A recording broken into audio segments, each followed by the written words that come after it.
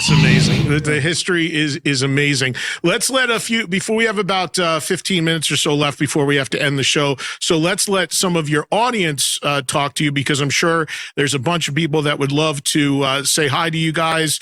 We'll get it started with Ray in Maryland. Ray, go ahead. You're on with Matthias and Rudy from Scorpions.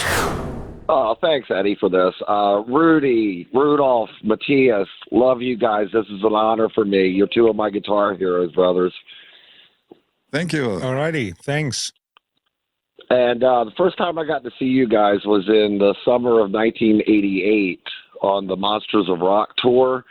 And you guys, I thought, stole the show. I thought you were fantastic. And this crazy thing happened near the end of when you guys played, where everybody in the stadium started throwing food. My friend that I was with got pelted in the face with a mustard-loaded hot dog, and it got crazy. We ended up... Yeah. Food's expensive at shows. I don't know why people would throw food or beer. It's a lot of money at a concert. You're wasting money, but go ahead, Ray. Back then, it wasn't so bad, and the ticket was $25, and of course, that was Kingdom Come, Metallica, Dokken, Scorps, Van Halen, so it was a pretty good deal.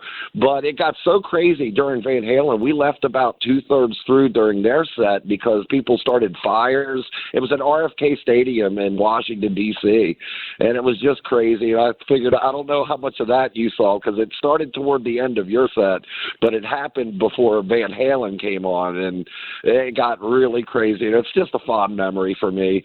And I just wanted to thank both of you for the great music that you've given us over the years, guys. And I'm glad you're still making music, which is really cool. So just thanks for everything, guys.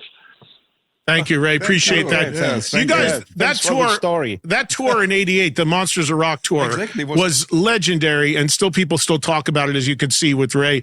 What are your memories of it? And did you have much interaction with Eddie Van Halen at that time? I mean, we were. By the way, in 1996, my brother called me.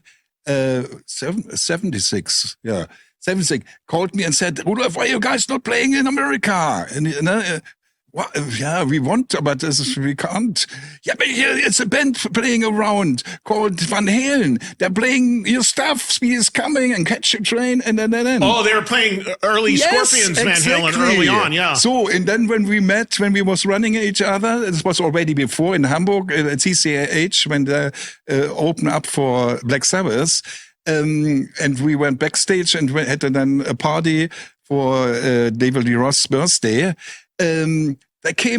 David came and, "Hey, catch a train!" and stuff. I mean, we somehow became friends because they're coming from Los Angeles and we are from Germany. That was a completely crazy mixture, and we are still good friends. We spent a lot of time in Eddie's studio. He played us the new stuff. Back in 1988, we had Savage Amusement just released, so we played it to them in their studio also. And during the tour, I spent a lot of time with Eddie because we happened to have the hotel rooms always on the same floor, almost always on the same floor.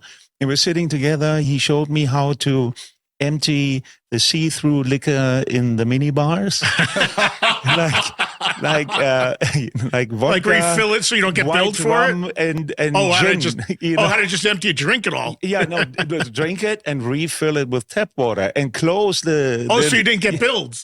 Yeah. So then whoever took the room next poured tap water out of a gin bottle. Yeah, had it break from gin. So Eddie Van Halen had a way to reseal the bottle to make it look like it hadn't been tampered with. What he showed me. And also, I mean, he showed me also like the drop D tuning and how he created his riffs. And we are sitting together with guitars. Wow, that had to be amazing. It was great. He was a very nice guy. Yeah, that's what, of course, everybody says. From a guitar player standpoint, though, Rudy, your brother was probably here touring with UFO, I would think, at the time. Yes. And then he sees Van Halen and hears about him in the club playing your old songs. Exactly, yeah. And then when you first heard him, you heard Eddie play, were you like, what's going on. I mean, that's the reason why we went in Hamburg, CCH, to see Van Halen open up for Black Sabbath, né? And we was blowing away. The album was amazing. Yeah, I mean, that was really a time killer. Yeah, that was when Van Halen opened for Sabbath on that Van Halen's first tour. That's legendary because Sabbath was falling apart at the time. And they were hanging on by a thread and already done at that time. And then you had this young band coming out, and for them to follow Van Halen at that time, impossible. On that Monsters of Rock show, the guys in Dokken talked about how difficult it was to follow Metallica because on that tour, they were going on after Metallica. Yes. And Dokken was killing each other and Metallica was about to explode. And there was a story that Don or George even went to the promoter and said, maybe we should flip-flop because we don't want to go on after that. Yeah. Did you guys have any idea on that tour that Metallica would go on to be what they are? No, we never heard about that, but we had a great spot on the Monsters of Rock. It's tough what was tough for Van Halen or for anybody at like a festival situation like this to be the last. Because people are tired. Yes. And they heard like 4, 5, 6 bands already. Yes. So, but we were always, it was always outdoor stadiums. We started when the light changed, it was just about to get dark. And then, you have that effect of the twilight and then the light show kicks in. And that's, before it's getting too late.